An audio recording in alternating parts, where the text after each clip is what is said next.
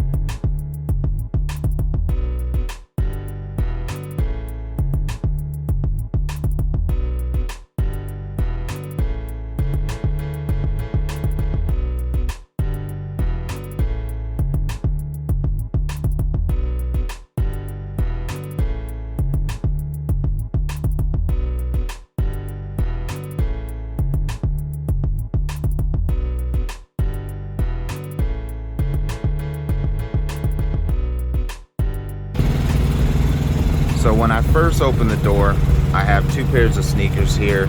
So I have some low top, quick and easy slip-on sneakers, and then I have my mid tops. These are my LeBrons that I primarily wear, but I keep these here just in case I need something easy to slip on. And then I usually actually keep slippers on that I drive in that I currently have on my feet. I don't walk in the truck with these slippers on. I never go beyond this mat. I actually have another pair of slippers in the back that I usually wear. So let's pop the side door open.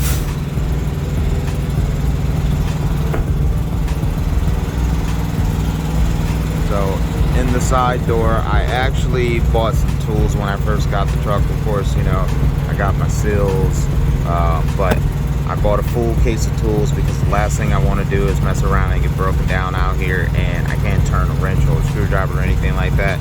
I have a airline here. This is so I can hook this up to the glad hands to the airline, and then I can actually pump my own tires in case my tires get low air pressure. Boots, these are needed. I highly suggest if you don't have boots, get some boots. I don't wear these really. I used to when I first started, but I realized they're very uncomfortable to wear every single day. At least I wouldn't say uncomfortable, more so it is difficult to constantly get in and out of the boots every single day. So these really I only put on when I'm in like muddy and rainy situations. Of course, I got my gloves, some extra gloves and things like that, cutters. These are just so I can wrap some things up, and actually I need one of these aside from my laptop, so I'm going to use this.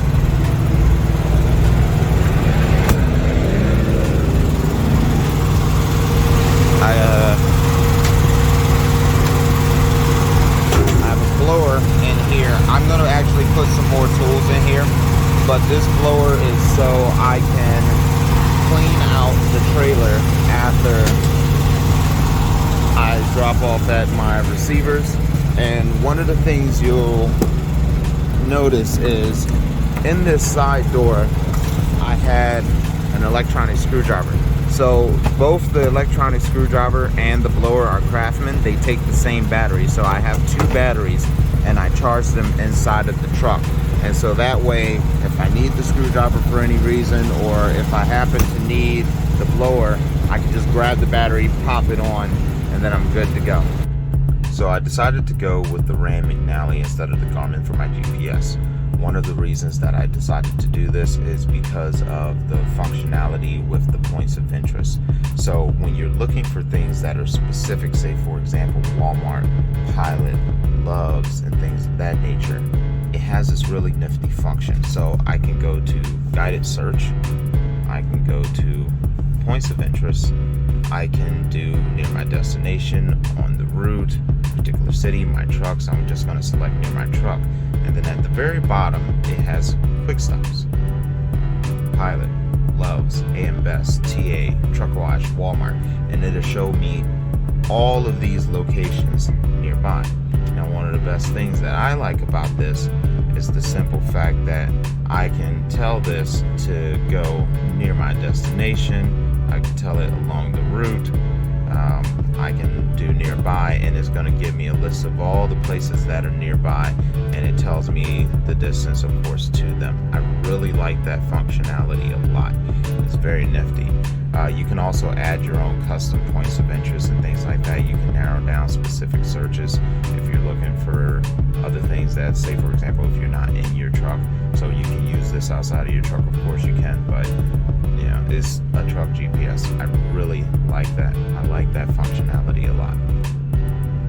So of course I have my wireless charger here. This is for my phone.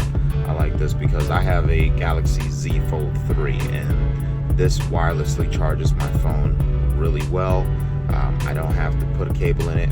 I do sometimes plug the cable in, but that's just simply because every now and then, especially like when I'm driving at night, whenever the battery gets below 100%, automatically it starts to wirelessly charge. And when my phone is locked, even though I have the brightness very dim, it gets really bright and shines in my face. So sometimes I will unplug the wireless charger and then plug in the cable if I need it to charge. But yeah, it does that whenever it's fully charged and then drops and then starts to charge again. But I don't necessarily really need it, to be honest. Sometimes I actually unplug it and just let the phone sit and run on the battery for a while. It's good for battery life anyway, for it to drain and then recharge wirelessly. So that's nifty. As you can see, I keep a case of water here at all times. You never know when you're gonna need some water to drink. Now, I also, right here, where this is at, I like this jug. So I got this jug from Walmart, and it just, that ledge there on the edge of it, it tends to sit there perfectly. I really only drink water, occasionally coffee, but that's where I keep my water jug, and then I have the bottles of water in case I need them for an emergency or for heating up water so I can make oatmeal and things like that. So one of the things you'll also notice is Peacemaker. Yeah, this is Peacemaker. I would carry a firearm, but that's against the rules because I'm licensed to carry in the state of Pennsylvania. But since that's the rules, I ain't trying to mess around and lose my job over something that, you know, is debatable. It is what it is. I mean, well, technically it's not debatable because I work for the company. The company has the rules, but you know what I mean. So I ain't trying to mess around and lose my job over something like that. So hence, I got Peacemaker in here. Yeah, plus on top of it, I got heavy duty behind flashlight. This thing, super bright, but I love the fact that it actually has the strobing feature. So yeah, that's nice. So I can blind somebody and then they can meet Peacemaker. So let's take a look at the fridge. So the mini fridge, what I did was I bought a Magic Chef 4.5 cubic feet mini fridge. The reason why I did that is because I wanted to have a 2-door, so I have a freezer and a fridge, and I also wanted to be able to store more food so that I don't have to stop as often. I purchased these child safety locks and put them on the door, so that way there's no way that door is open. As you notice, I don't really hear a lot of rattling or anything like that. Really, I don't hear any rattling at all when I'm driving. I know a lot of people, they hear rattling, but I have ratchet straps on the mini fridge. Custom ratchet straps, actually, because the original straps that come in the truck, they don't go all the way over the fridge. That's this size. So I had to buy additional ratchet straps, tie them to the existing ones, and then put those together to hold the fridge in place. And I have a set of 2. I have one in the rear, and then I have one in the middle that holds the fridge in place. So by having a fridge this size, I can really pack it with a lot of food. Now currently I don't have a ton in here because most of the stuff that I have is frozen. I do have some fresh fruit, some vegetables, some greens, tomatoes. A lot of people don't like these, but I really like these kosher dill pickles.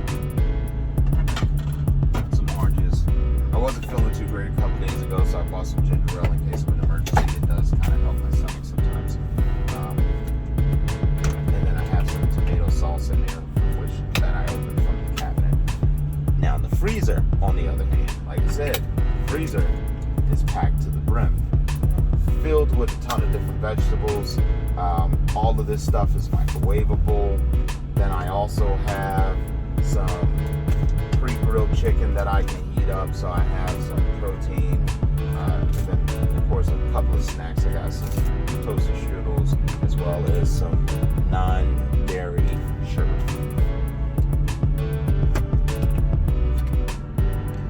So the refrigerator, as you notice, I actually have it all the way to the front of the pad. So I don't have it on that styrofoam that came in the box. The reason being is because, like I said, I don't have any problems with it rattling or shaking or anything like that. Plus, on top of it, when I set the fridge in the plastic pad that's already there, the feet set perfectly in the groove to the front of it to where it does not slide whatsoever. So that actually worked out really well for me. Now, I have it about 6 inches from the wall, so that's allowing it to breathe, and that's because it's at the front of the pad. And that was intentional, not for it to breathe, but primarily so I would have this additional shelving space by utilizing the top of the mini fridge.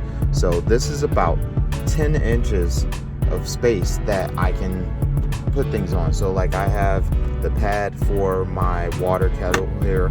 All I did was I wrapped the power cable around the ratchet strap, so that way it always stays in place and it never moves. And then it's plugged into the surge protector that's here beside the microwave. So speaking of the surge protectors, so I'm going to show you something real quick. In the inverter that's here, so this is a 2000 watt inverter, I have 2 surge protectors. I have one of them that runs to the side of the fridge, and then of course the one that runs up by the microwave. Now the one that's to the side of the fridge, that one has the fridge plugged in. It has my battery charger for my tools.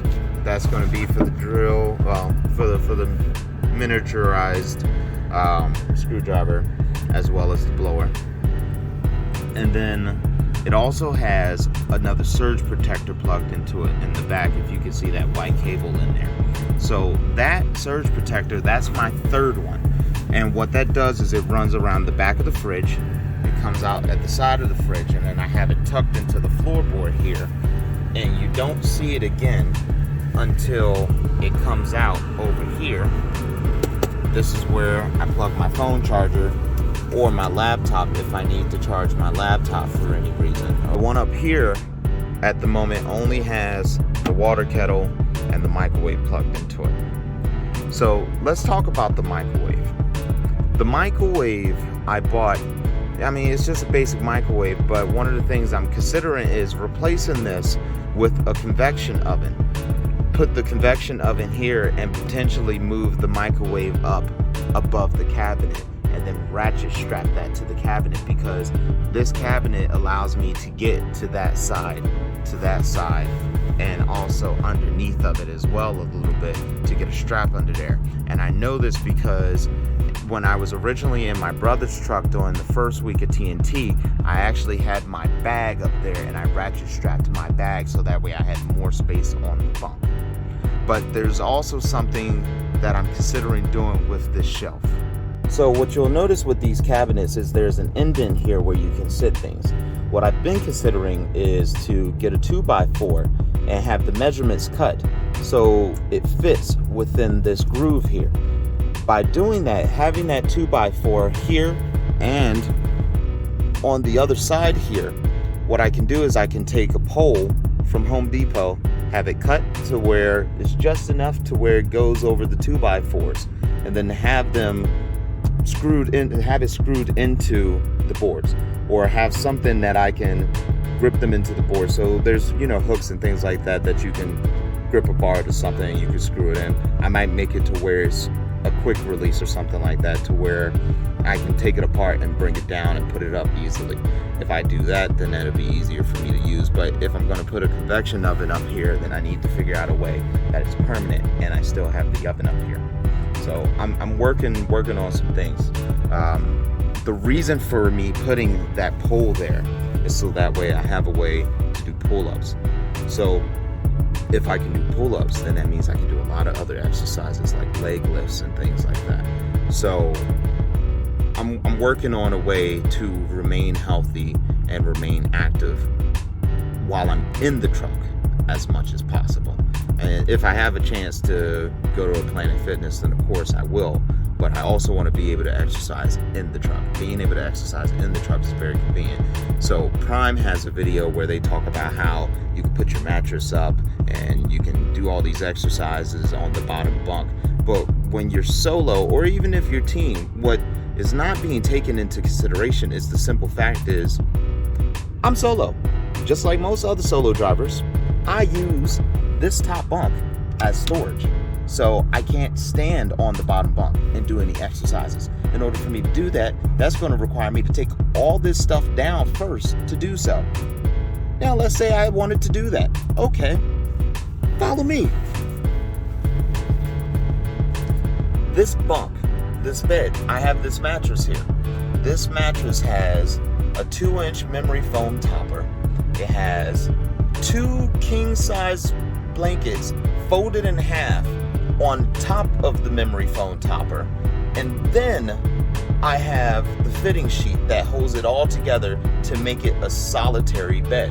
I did that intentionally. So that way the mattress, the stock mattress that they give you, is not really very comfortable if you're laying directly on it. So that makes it a lot more comfortable and it's actually cushioned.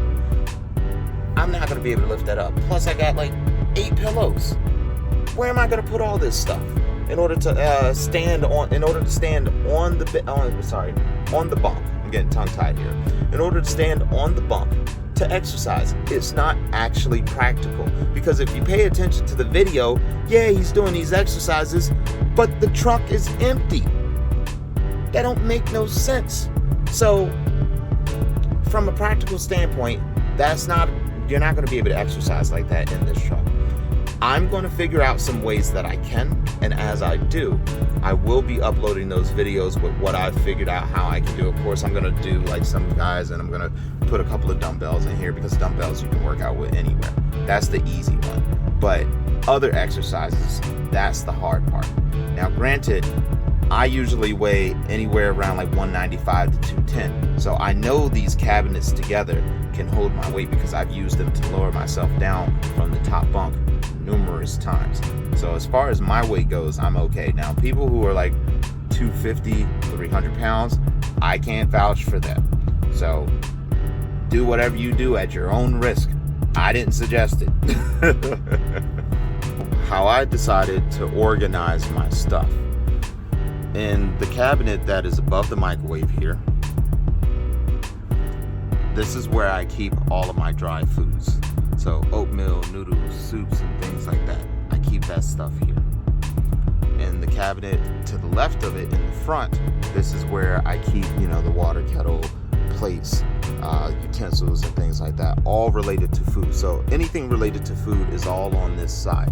So that's why I did that, so it's easy for me to just get to all the stuff that I need when I'm cooking, especially if I just move this curtain out of the way. It's all right there. This side is where I keep my cleaning stuff, anything related to cleaning. I mean, I know hefty bags, Ziploc bags can be related to food, but I tend to use Ziploc bags for a lot of things, so I keep that with the cleaning supplies. In the cabinet in the back on the driver's side, this is where I keep the toiletries and things like that, toothpaste, deodorant, all that sort of stuff. I have my clothes folded up and stuffed in here. It was a lot neater, but as I take clothes out, because I tend to dig for something specific, it does get a little unorganized. Things do fall out every so often. I just stuff it back in there, but all this stuff is clean. And then I actually keep my dirty laundry bag up on the bunk. The cabinet down here, I actually don't have anything in it with the exception of my clippers at this time. I'm deciding on what I want to use this cabinet for. I haven't quite figured it out just yet, because I want to use the space as much as possible. I'm very much one of those Tetris Masters type people. So I got to think about it. I got to really think about what I'm going to use that for. So I may just stick some stuff in there for now, but eventually I am going to put some things in there that belong in there, and they're going to be kind of grouped together. Underneath the bunk, this is how I have the bunk organized at the moment. Of course, that's the area we were looking at when we were outside. I have a George Foreman grill that ultimately I'm going to end up taking out from down here. Got my vacuum so that way I can keep this clean. I also have some other supplies here, so this is just kind of like boxes and things like that from stuff that I bought, like the GPS, laundry detergent, some bags and stuff that I may need to carry some stuff out of the truck whenever I'm stopping going home. But I don't really have too much down here, but eventually I will utilize the space as well. But I don't want to put too much here because that's where the air filter is, and I don't want to block the ventilation of that. So I may very well not fill this up, or if I do put something in here, maybe I'll use like a large container that doesn't block that and put some sort of small spacer in between the container, and then use the container to store my items in. So that's the tour of the truck. It's a work in progress, but we're getting there. Anyways, stay safe. I'll talk to you all later. Peace.